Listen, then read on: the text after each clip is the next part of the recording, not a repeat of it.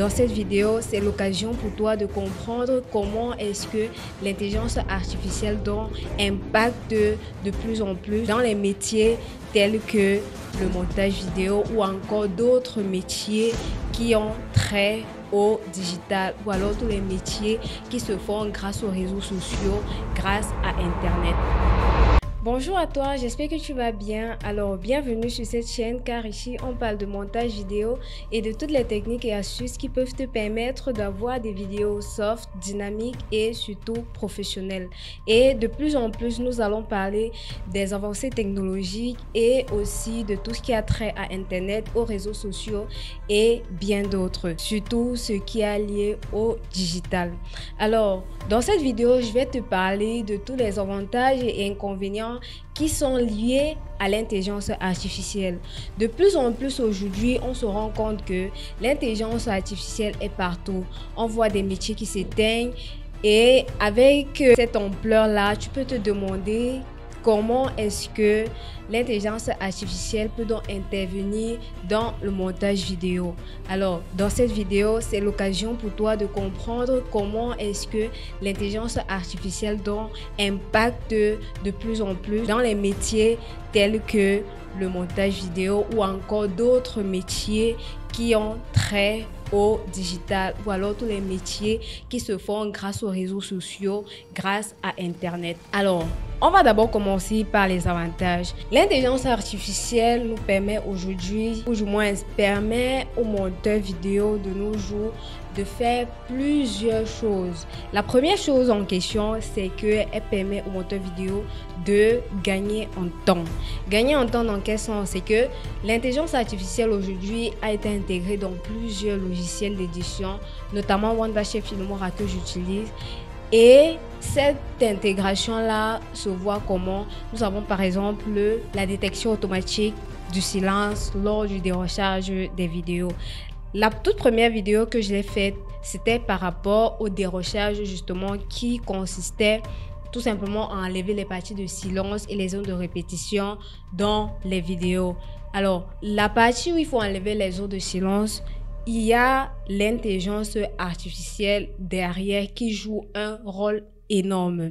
Pour donc continuer, nous allons parler de l'intelligence artificielle dans le fait qu'elle permet de faire ce qu'on appelle la synchronisation du son.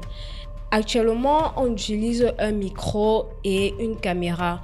Il y aura le son du micro et il y aura le son de la caméra. Alors, grâce à l'intelligence artificielle, on peut faire ce qu'on appelle la synchronisation du son. C'est-à-dire quoi? On va faire de telle sorte que le son du micro soit en parfaite synchronisation avec le son de la caméra pour avoir un son unique et un son qui sera très fin, sans bruit.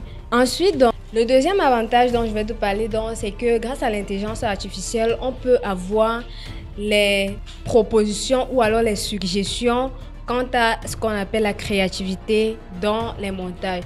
Bien évidemment, l'intelligence artificielle ne peut pas totalement remplacer le monteur sur ce côté créatif, mais l'intelligence artificielle propose très souvent une panoplie d'actions qui peuvent te permettre d'augmenter ta créativité.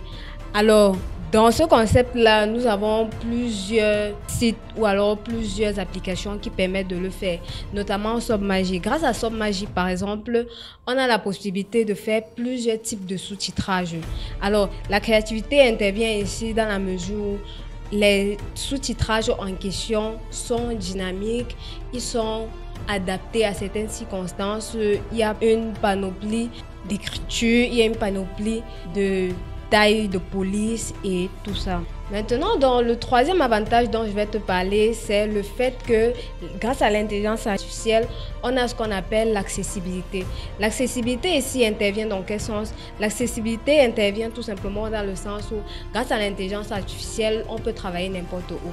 Ça veut dire quoi? Ça veut dire que il suffit juste d'une connexion Internet et puis on a nombreux sites là qui permettent de faire des montages rapides et surtout de façon à ce que peu importe là où tu te trouves, il te suffit juste du matériel de base et le tout est joué. C'est là donc qu'intervient le fait que grâce à l'intelligence artificielle, on a droit à ce qu'on appelle l'accessibilité. Toutefois, comme toute avancée technologique, l'intelligence artificielle vient avec son lot d'inconvénients.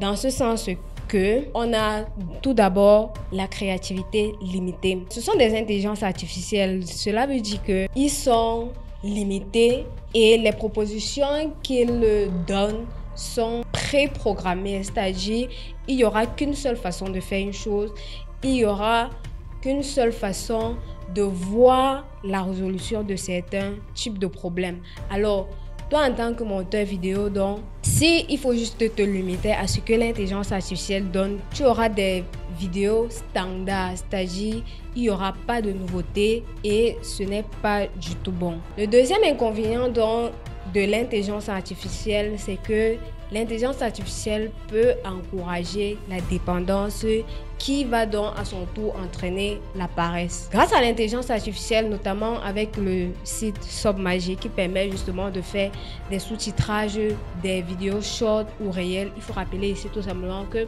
les shorts ou les réels, c'est tout simplement les courtes vidéos de pratiquement 59 secondes au maximum qu'on peut voir dans plusieurs réseaux sociaux tels que YouTube, TikTok ou encore Facebook. Ces courtes vidéos-là, la plupart des sous-titrages qui sont faits grâce à l'outil qu'on appelle SubMagic.